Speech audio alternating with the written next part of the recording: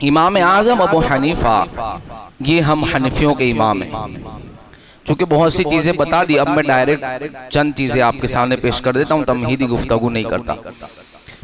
और दुनिया के अंदर जितने भी मजहब है, मसलक है, खास तौर पे हनफी, शाफई, हम्बली, मालिकी, उनमें 70% तबका, दुनिया की बात कर रहा हूं, दुनिया की बात, पूरी कायनात दुनिया की बात, उनमें से 60 से 70% तबका वो है जो खालिस इमाम आजम अबू हनीफा का मुकल्लिद है। कहो सुभान।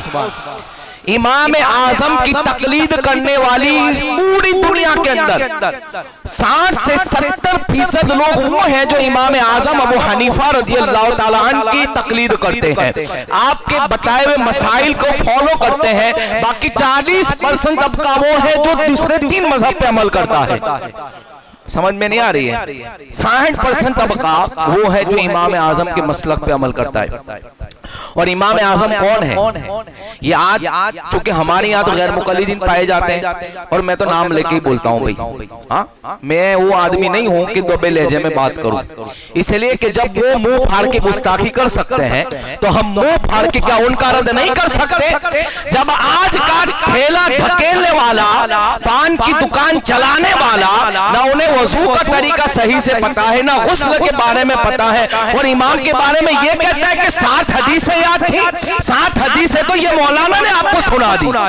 जब उनकी बात करे तो उनकी शान में हदीसें बोली जा सकती है, तो वो खुद कितनी हदीस जानने वाले होंगे। और सुने, इमाम आजम अबू हनीफा वो शख्सियत है कि इमाम शाफई से किसी ने पूछा कि हजरत ये बताएं इमाम शाफई कौन है? खुद मुज्तहिद है, जिनका मसलक है, जिनके मानने वाले इमाम शाफई के शाफई कहा जाता है। इतने बड़े आलिम दीन, इतने बड़े अल्लाह के वली, मुज्तहिद, मुहद्दिस, इनसे जब पूछा गया बताइए इमाम आजम कौन है, तो आप फरमाते हैं इमाम आजम के बारे में पूछते हो तो सुनो, हम तो दवाई बेचने वाले हैं, दवाई बनाने वाले को इमाम आजम कहा जाता है। हम तो स्टोर वाले हैं, दवाई बनाने वाले को इमाम आजम कहा जाता है। क्या मतलब? ये हदीस और कुरान के अंदर से मसाइल निकालने के लिए जो उसूल बनाए गए हैं, वो उसूल इमाम आजम अबू हनीफा ने बनाए हैं। हम तो खाली उन उसूलों को फॉलो करके हदीस और कुरान से मसले निकालते हैं। पूरी दुनिया के अंदर अक्सर तबका इमाम आजम अबू हनीफा का मुकल्लिद है। और आपकी शान क्या है? जैसे कि हजरत ने बताया कि आपके दादा का आना जाना मौला अली के बारगाह में था। आप तो फारस के रहने वाले थे, और हुजूर ने फरमाया था फारस में एक नौजवान ऐसा पैदा होगा, अगर इल्म सुरैया पर भी होगा तो वहां से लेकर आएगा, वहां से लेकर आएगा। फारस के थे, लेकिन मौला अली ने जब कूफा की तरफ हिजरत फरमाई और मदीना छोड़कर जब मौला अली कूफा आए, तो आपके दादा ने आपकी सोहबत में रहने के लिए, फैज़ हैदरी हासिल करने के लिए कूफा की सरजमीन पे हिजरत फरमाई। और वहां रोजाना मौला अली से मुलाकात होती थी, इल्म के दरिया बहते थे, आप अपने सीने को उससे सैराब करते थे, मुलाकात होती थी। और इमाम आजम अबू हनीफा की वालिद गिरामी हजरत साबित रज़ियल्लाहु ताला अन्हु को अक्सर मौला अली की मजलिस में लेकर जाते थे। और आपने फरमाया कि एक दिन ऐसा हुआ कि हजरत नौमान यानी इमाम आजम के वालिद को, हजरत साबित को मौला अली ने अपनी गोद में बिठाया। यह है इमाम आजम की हस्ती कि जिनके वालिद को मौला अली ने अपनी गोद में बिठाकर कहा, और यहाँ हाथ उठाए और कहते हैं कि अल्लाह उसको खैर और बरकत अता फरमाए। फरमाया गया, मौला अली ने दुआ फरमाई, मेरे घर इमाम आजम पैदा होते नजर आते हैं। तो इमाम आजम को तो मौला अली का भी फैज मिला है, हैदर कर्रार का भी फैज मिला है। और इल्म एतबार से देखें तो आपको फैज हजरत अब्दुल्लाह इब्न मसऊद की साथ से मिला है। ये वो सहाबी रसूल है जिसको वो साबिकुल अव्वलून के सूरे में शुमार किया जाता है। हजरत अब्दुल्लाह इब्न मसऊद वो है जिन्होंने 6 नंबर पर सलाम कबूल किया, पूरी जिंदगी मेरे मुस्तफा की बारगाह में गुजार दी। आका जो भी बयान करते थे अब्दुल्लाह इब्न मसऊद उसको हासिल करते करते थे। यानी अब्दुल्लाह इब्न मसऊद ने जिससे इल्म हासिल किया है वो मेरे मुस्तफा की जात है। उन्होंने जो इल्म अता फरमाया वो हजरत इब्राहिम नखई की जात है। हजरत इब्राहिम नखई ने वो जो इल्म अता फरमाया वो हजरत जो है अलकमा रदियल्लाहु ताला अन्हु है। हजरत अलकमा ने वही इल्म हजरत हम्माद को अता फरमाया और हम्माद ने वही इल्म इमाम आजम अबू हनीफा को अता फरमाया। 3 या 4 वास्तों से अब्दुल्लाह इब्न मसऊद इमाम आजम के उस्ताद होते हैं। यहाँ हैदरी इल्म भी था, हैदरी फैज भी था और वहाँ हजरत अब्दुल्लाह इब्न मसऊद का भी फैज था। इमाम आजम की शान ये है कि आपने अपनी जिंदगी में 5 से 6 लाख मसाइल कुरान हदीस से निकाल कर उम्मत को अता फरमाए। आज अगर ये मौलाना जानते हैं, अगर आज के जदीद दौर में कोई मसला निकल आता है ना, कोई चीज, तो उस पर तहकीक होती है, सेमिनार होते हैं, कई दिनों तक बड़े बड़े मुफ्ती बैठ के बहस करते हैं कि जायज है कि नहीं है, कर सकते कि नहीं कर सकते। जैसे मोबाइल में कुरान ओपन किया तो क्या बगैर वजू पढ़ सकते कि नहीं पढ़ सकते। जब ऐसे मसाइल निकलते हैं, एक मसले को हल करने के लिए हिंदुस्तान के बड़े बड़े मुफ्तियान किराम जमा होकर सेमिनार करते हैं और उस पर फैसला लिया जाता है कि कर सकते कि नहीं कर सकते, हराम है कि हलाल है, मकरूह है कि मुबाह है। इस पर बहस होती है।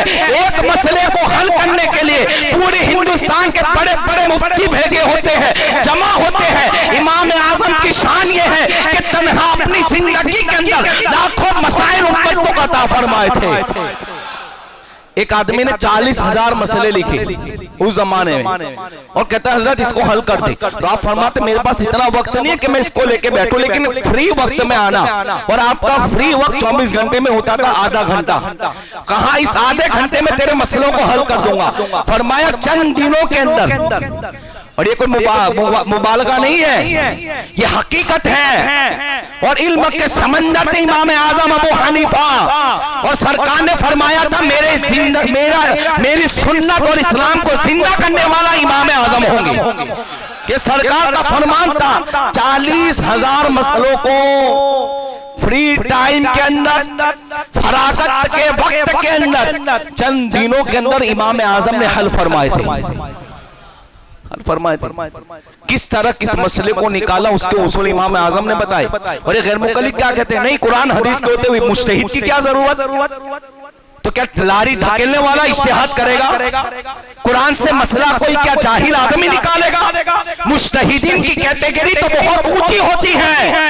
एक आलिम के अंदर भी वो सलाहियत नहीं होती कि वो इज्तिहाद करे। मुज्तहिदीन का दर्जा बहुत ऊंचा होता है और ये इल्म कमाल फजल अल्लाह की तरफ से होता है, हुजूर की दुआओं का असर होता है, तब जाकर उम्मत को लाखों मसाइल इमाम आजम अता फरमाते हैं। और ये भी इज्तिहाद करते हैं। इंजेक्शन लगवाना रोजे की हालत में कौन सी हदीस में लिखा है? इज्तिहाद होता है, ढूंढा जाता है। और ये भी तो बताते होंगे ना मसला, तो हम इनसे पूछते हैं कि ये हदीस में है। बगैर इमाम के आदमी गुमराह हो जाता है। कैसे? एक सिंपल बात, यहाँ का गैर मुकल्लिद रफेदन को सुन्नत कहता है और नड़ियाद का वाजिब कहता है। मौलवी साहब जम्मू सरकार सुन्नत कहता है और नड़ियाद में वाजिब कहता है। तो वाजिब है कि सुन्नत है? आपस के अंदर ही इख्तिलाफ है। जब किसी इमाम को छोड़कर चलोगे ना तो तुम्हारी नमाजें भी सही नहीं होगी।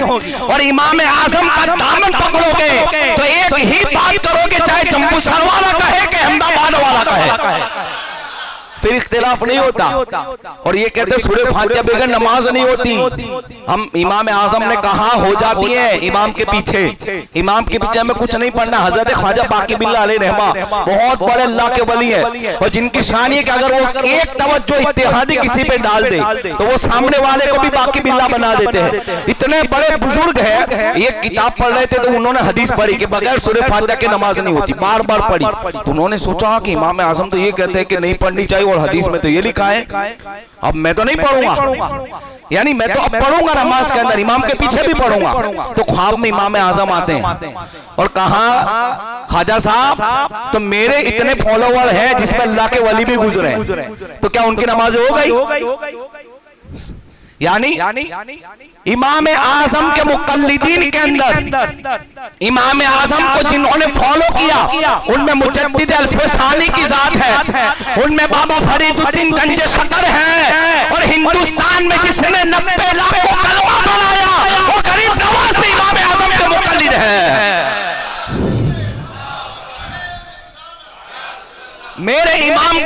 मुकल्लिद तो चिश्त का बादशाह भी है और हिंदुस्तान का राजा भी है। बाबा फरीद जैसे मुकल्लिद हुए वो इमाम आजम की जात है। इमाम आजम ने कहा कि गरीब नवाज की नमाज हो गई, बाकी बिल्ला से कहा बाबा फरीद की हो गई, मुजद्दिद अल्फसानी की हो गई, तो जिन कुतुब और अब्दाल और औलिया अल्लाह ने मेरे मसले को अपनाया तो उनकी नमाजों का क्या? तो ये सोचने लगे कि ये बात तो है। तो ये भी इमाम आजम कहते हजरत हुजूर की 2 हदीसें सुने तवज्जो से, और ये बहुत बड़ी दलील है। लोग कहते हैं कि दलील नहीं होती इमाम के पीछे, मैं दलील देता हूं। मेरे इमाम ने दलीलों के अंबार लगा दिए और ये बता दिया कि इमाम के पीछे कुछ भी ना पढ़ो। इमाम आजम कहते हुजूर का एक फरमान आपने पढ़ा कि बगैर सूरह फातिहा की नमाज नहीं। दूसरा फरमान भी है, मेरे आका फरमाते इमाम की किरत मुक्तदी की किरत है, यानी इमाम जो पढ़ता है मुक्तदी कुछ ना पढ़े। इमाम आजम कहते मेरे मसलक पे अमल करने वाला, तवज्जो, मेरे मसलक पे अमल करने वाला दोनों हदीस पे अमल करता है। कहा वो कैसे? जब अकेला पढ़ता है तो सूरह फातिहा पढ़ता है तो आपकी हदीस पे अमल होता है, और जब इमाम के पीछे होता है सूरह फातिहा नहीं पढ़ता तो इस हदीस पे अमल होता है कि इमाम की किरत मुक्तदी की किरत हुआ करती है। तो जो हनफी होता है वो दोनों हदीसों पे अमल करता है। और ये भी क्या कहते हैं ना, बगैर सूरह फातिहा की नमाज नहीं होगी, ये भी कहते हैं ना। तो ये हदीस का क्या कि इमाम की किरत मुक्तदी की किरत, ये हुजूर का फरमान है भाई, तो ये भी तो हदीस है ना, वो भी है कि बगैर सूरह फातिहा की नमाज नहीं। तो जो हनफी होगा ना उसका अमल दोनों पे होगा, कि अकेला पढ़ेगा तो इस हदीस पे अमल कि सूरह फातिहा पढ़ो, और इमाम के पीछे पढ़ेगा तो इस हदीस पे अमल जो सरकार ने फरमाया इमाम की किरत मुक्तदी की किरत। ये आपने ख्वाब में ख्वाजा बाकी बिल्ला को बताया, तो कहा ये बात तो है। इसको कहते हैं मुजतहिदीन। जहां हमारी अकलें नहीं पहुंचती हैं, बल्कि यूं ना कह दो जहां हमारी सोच खत्म होती है वहां से इमाम आजम की सोच की शान का आलम शुरू होता है। वहां इमाम आजम की सोच शुरू होती है। जहां सब थक जाते हैं ढूंढ ढूंढ कर, नहीं मिलते मसाइल, वहां मेरा इमाम मिनटों के अंदर नहीं बल्कि सेकंडों के अंदर मसलों को हल करता है।